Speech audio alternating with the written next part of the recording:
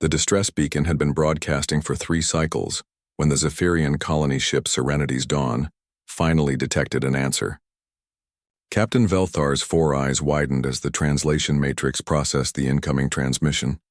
"This is Earth Vessel Horizon's Edge. We received your distress call. Assistance is en route." Earth. The death world that had somehow spawned a spacefaring species despite conditions that would kill most civilized beings within hours. Velthar's tentacles trembled, whether from relief or terror he wasn't certain. Adam Chen checked his environmental suit one final time as the shuttle bay doors cycled open. Beside him, Kinza Malik ran diagnostics on her medical kit, her dark eyes focused and determined behind her helmet's visor. "Atmospheric composition shows they're oxygen breathers like us, but the pressure's way too low," Kinza reported, her voice crackling through the comm. "These Zephyrians are going to be in rough shape." Adam nodded, shouldering his pack loaded with emergency supplies. "Intel says they're from a garden world, probably never faced anything harsher than a light breeze.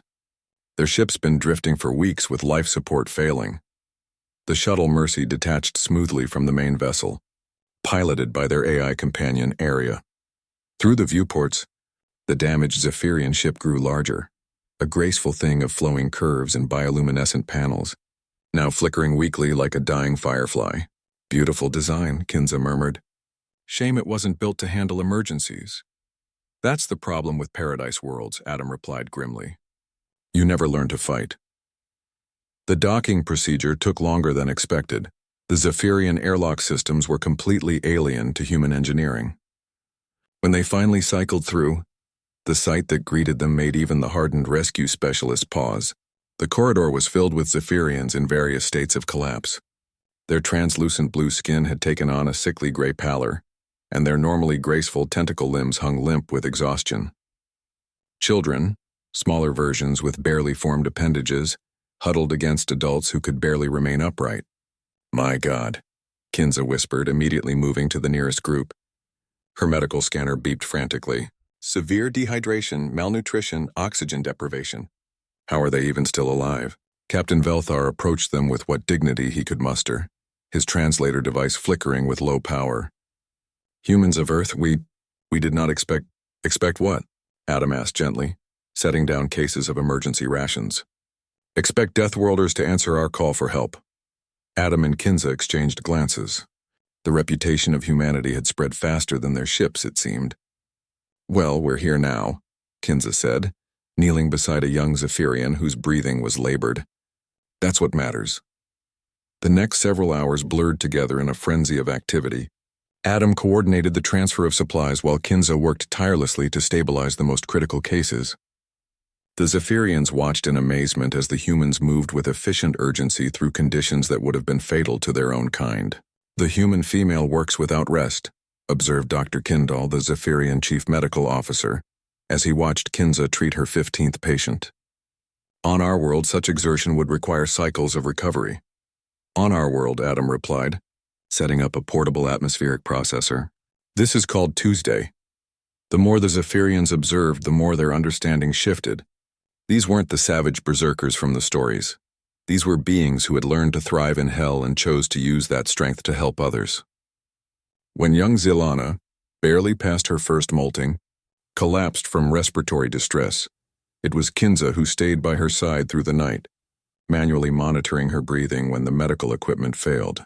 When the ship's power core began to destabilize, it was Adam who crawled into spaces too small and too toxic for Zephyrian physiology, rewiring systems with steady hands despite the radiation warnings screaming on his suit's display.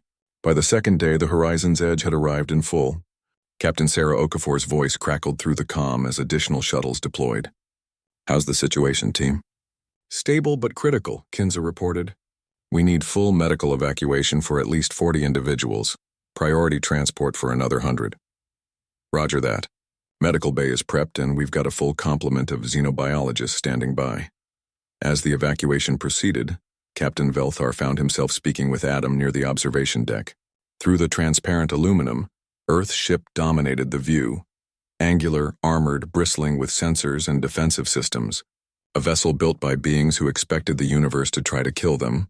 "I must ask," Velthar said carefully, "why do you do this? Your people could have ignored our signal. The galaxy fears you, calls you Deathworlders, warmongers. You could have left us to our fate. Adam was quiet for a long moment, watching another shuttle load with rescued Zephyrians.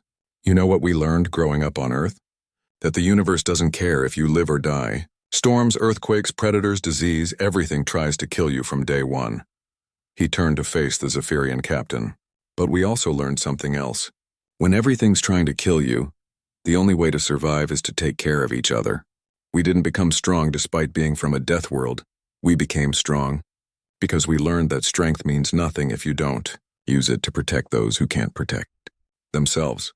3 weeks later, the last Zephyrian had been safely delivered to the relief station at Kepler 442b. As the Horizon's Edge prepared to depart, Captain Velthar transmitted one final message. To the Deathworlders of Earth, we came from the stars expecting angels to answer our prayers. Instead, we found something better. We found humans. The galaxy may fear your strength, but we will remember your compassion. Fair winds and following seas, as you say in your ancient tongue.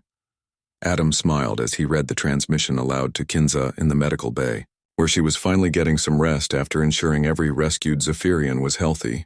Think they'll spread the word? She asked, exhaustion evident in her voice. Maybe, doesn't matter though. There'll be another distress call next week, next month, and we'll answer that one too. Kinza nodded, closing her eyes. Because that's what humans do. That's what humans do, Adam agreed. In the vast darkness between the stars, the Horizon's Edge set course for Earth, carrying with them the knowledge that sometimes the most feared can also be the most compassionate, and that help often comes from the most unexpected sources.